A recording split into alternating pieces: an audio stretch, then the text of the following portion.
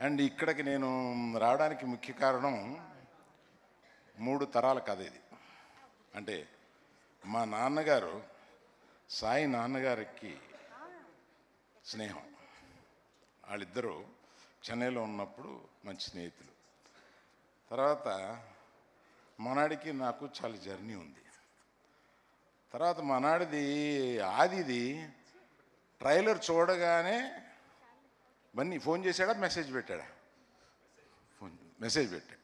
చూడగానే ఎగ్జైట్ అయ్యి, సో ఇంతకీ వీళ్ళన్నింటినీ కలిపితే ఒక సెంటెన్స్లో చెప్పాలంటే, ఒక కొడుకు పైకి రావడంలో తండ్రికి ఉండే తాపత్రయం నాకన్నా ఎవడికి తెలుస్తుంది?